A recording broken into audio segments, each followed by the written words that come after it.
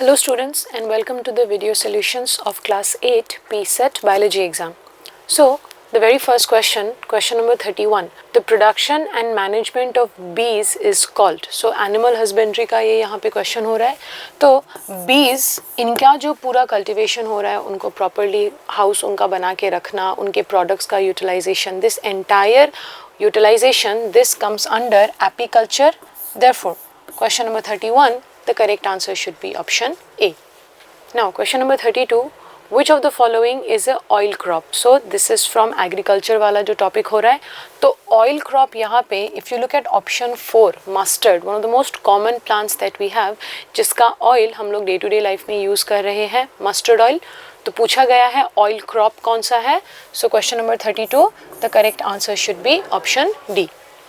Now question number 33, bacteriophage belongs to which of the following categories? So इस particular question में when I look at the word bacteriophage तो यहाँ पे confusion आने का chance है कि bacterio word देखते ही हम लोग immediately answer bacteria सोचेंगे, right? But यहाँ पे हमें ध्यान ये रखना है that bacteriophage this is a special type of virus जो particularly bacteria को infect करता है. So bacteriophage में bacteria word देख के we should not get confused. So what is it? It is a type of virus which is infecting bacteria. So question number 33, the correct answer should be option B. Now next question भी microbes से related हो रहा है. The two microorganisms which live in symbiotic association in lichen. So what is a symbiotic association? जिसमें दो participating organisms वो दोनों ही कुछ contribute करते हैं, as a result of which this entire association becomes mutually beneficial for them. तो इसमें exactly कौन सा association बोला गया है? Lichens. तो lichen as an association इसमें होगा एक photosynthetic member. So जो photosynthetic member यहाँ पे present होता है that is algae. And ये जो algae present है उसको shelter कौन provide करेगा? जो second partner हो रहा है which is fungus. तो algae ने food provide किया, fungus ने shelter provide किया, तो दोनों का contribution क्या हो रहा है? एक दूसरे के लिए ये mutually beneficial हो रहा है. So question number 34, the correct answer should be option D. Now question number 35, some characters are given below 1, 2, 3, 4 and then you have to find out कि ये सारे characters इनमें से कौन से organism के हैं. So well defined nucleus, well defined nucleus is a property of eukaryotes. तो इसमें चारों जो option आ रहा है चारों ही eukaryote हो रहा है. Lack of cell wall, cell wall should be completely absent. So certain eukaryotes, तो जैसे कि ये चारों के चारों यहाँ पे protista के members है. Certain protists they do have a cell wall, there are others who do not have a cell wall. But ये चारों जो हमारे पास ऑप्शन हो रहे हैं इन चारों के पास हम क्या देख रहे हैं? It completely lacks cell wall. तो स्टेटमेंट्स 1 एंड 2 मुझे इतना हेल्प नहीं कर रहा है. But looking at statement 3 which is presence of flagella, जो लोकोमोटरी स्ट्रक्चर फ्लैजेला हो रहा है. अब इन चारों में से पैरामीशियम मोटाइल है लेकिन इसका जो मोटिलिटी है it's because of सीलिया. Again amoeba is also motile but this time the motility is because of pseudopodia. Plasmodium on the other hand, the Plasmodium which is the causal organism of malaria, उसमें कोई movement का capacity नहीं है. बचा कौन? Euglena. So Euglena which belongs to the group Euglenoids. So they are protists, they do have a nucleus, they do not have any cell wall and they have flagella for locomotion. Additional हमें point याद रखना है that Euglena these are photosynthetic protists. तो उसके पास क्या होगा? Statement 4, presence of chlorophyll. So it means question number 35, the answer should be option C, Euglena. Now question number 36, which of the following is not a man-made cause of deforestation? So deforestation, that is the excessive cutting down of trees in a forest. So इसमें से कौन सा man-made cause नहीं है? अगर हम देख रहे हैं excessive cutting of trees, तो किसी भी काम के लिए अगर excessively cut हो रहा है तो man-made reason ही हो गया. Paper industry, again man-made. Increased human population, population बढ़ेगा, घर बनाने होंगे, farmlands बनाने होंगे, उसके लिए जो हम लोग forest clear कर रहे हैं, again man-made cause.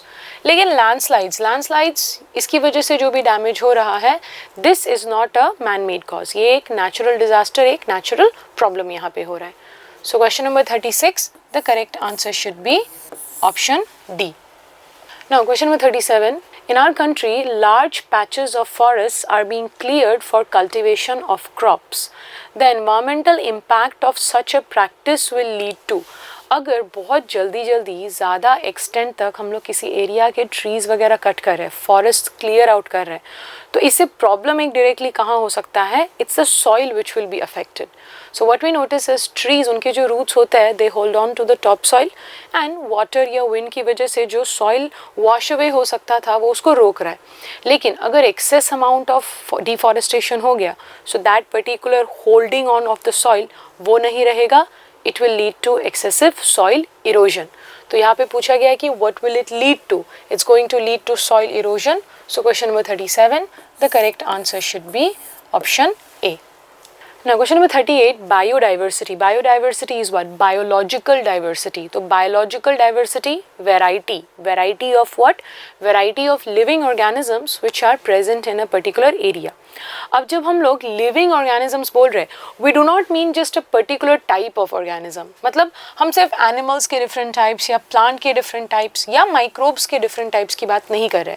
Grand total वहाँ पे जितने भी टाइप ऑफ ऑर्गेनिजम्स होंगे उनकी टोटल वेराइटी की बात हो रही है. सो इसका मतलब हमारा अप्रोप्रिएट आंसर क्या होना चाहिए? Different forms of life in a particular region. So question number 38, the correct answer should be option C. Now question number 39, what do black buck, elephant, python and golden cat together represent in a forest? So what you have to pay attention here are कि ये जो चार organisms यहाँ पे mention किए गए हैं, what are they? Black buck, elephant, python and golden cat, all of them are animals.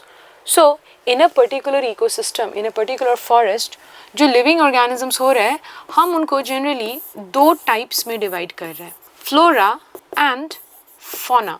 तो फ्लोरा, फ्लावर, प्लांट, तो इसका मतलब flora represents the total plant life.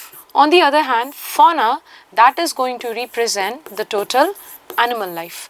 तो यहाँ पे चारों के चारों तो एनिमल्स ही मेंशन्ड है, तो इसका मतलब together what are they representing? They representing the fauna of that particular forest. पूरा इकोसिस्टम रिप्रेजेंट नहीं कर रहा है, एक इंडिविजुअल स्पीसीज नहीं, फ्लोरा तो डेफिनेटली नहीं. So question number 39, the correct answer should be option A. Now question number 40, reproduction related हो रहा है. Gametes are formed in the process of. So when we study the two types of reproduction, asexual and sexual reproduction, so एक बहुत fundamental difference दोनों में क्या हो रहा है, that asexual reproduction we are not considering gametes in that case. But sexual reproduction में gamete formation, gamete fusion, that is a mandatory step. So gametes are formed in the process of sexual reproduction. Question number 40, the correct answer is option D. Now question number 41. Animals exhibiting external fertilization produce a large number of gametes.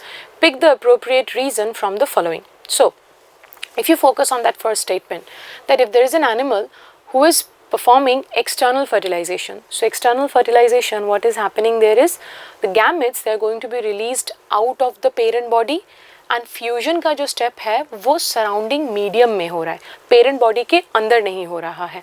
That is external fertilization. Plus उन्होंने बताया है that in external fertilization a large number of gametes are produced. So why is this happening? So if you look at internal fertilization, if it is happening inside the parent body, तो एक वहाँ पे almost possible guarantee है that gametes का fusion होगा. लेकिन अगर gametes parent body के बाहर चले गए हैं, you cannot guarantee that they will always undergo fertilization. तो अगर सिर्फ एक दो gametes बन रहे, you cannot be sure if they have undergone fertilization. So safe side, if there is a large number of gametes produced, so the chances of fertilization is what? It's increased now. So if you look at the particular statement, to ensure better chance of fertilization, ये हमारा answer बन रहा है. So question number 41, the correct answer should be option C. Now question number 42, which of the following is a terrestrial egg laying animal? तो egg laying animal अगर हम लोग overall यहाँ पे जितने भी ऑप्शंस हो रहे हैं तो हम देख सकते हैं कि सारे वर्टिब्रेट्स ही यहाँ पे ऑप्शंस हैं. तो under vertebrates we know that pisces they tend to lay eggs. When we look at amphibia they lay eggs and reptilia and finally aves, ये चार जो ग्रुप हो रहा है they tend to lay eggs. Mammalia they are viviparous, they give birth to young ones. तो यहाँ पे अगर हम लोग देखें रैबिट, काउ, व्हेल, ये तीनों क्या हो रहे हैं? मैमल्स हो रहे हैं. तो आउटराइट हमारा ऑड वन आउट यहाँ पे कौन हो रहा है? Lizard, which is a reptile. it is a terrestrial animal, so a terrestrial egg laying animal. Question number 42, the correct answer should be option C, lizard. Now question number 43, the gland responsible to stimulate reproductive organs to release their respective hormones. So यहाँ पे ये नहीं पूछ रहे कि जो भी reproductive organs है वो क्या hormone बना रहे हैं और whatever. तो question is this कि reproductive organs को कब hormone बनाना है, release करना है, ये direction जो hormone देता है ये कहाँ से आ रहा है. So when you look at the pituitary gland को हम लोग master gland बोल रहे हैं, because pituitary के जो भी hormones है वो जा रहे बाकी glands को बोलने के लिए कब कौन से टाइम पे कितना amount में hormone secrete करना है. So question number 43, the correct answer should be option B, which is pituitary. Now question 44, which of the following is considered an exception to cell theory? Cell theory हमें क्या बताता है? श्लेडन and श्वान ने propose किया था that all living organisms are composed of cell. Virchow ने बताया था that omnis cellula a cellulae, which means cells arise from pre-existing cells. लेकिन ये वाला जो थियरी हो रहा है हम जानते हैं कि सभी ऑर्गेनिजम्स फॉलो कर रहे हैं, but one thing which we consider to be living under certain conditions but still doesn't follow cell theory, that is actually viruses. Viruses, they don't have that typical cell structure. उनके पास plasma membrane, cytoplasm, organelles, ये सारी चीज़ें नहीं हो रही है. But under specific conditions, viruses do show properties of living. So it is showing property of living, but not a cell, so not following cell theory, hence an exception. So question number 44, the correct answer should be option C, viruses. Now the last question of the exam. Identify the correct statement about cells. All cells have nucleus. This is false. Not all cells have a true well-defined nucleus. Prokaryotes में ये नहीं हो रहा है. Cells of an organ have similar structure. An organ can be made up of a variety of different types of cells. Shape of all types of cells is round. This is not necessary. Cells of a tissue, statement C. Cells of a tissue have similar structure. This is correct. अगर एक tissue यहाँ पे form हो रहा है, similar type of cells वहाँ पे आएंगे. So question number 45, the correct answer should be option C. So I hope any doubts that you had, they have been clarified, and I look forward to seeing you in the classrooms of PNC Academy. Thank you.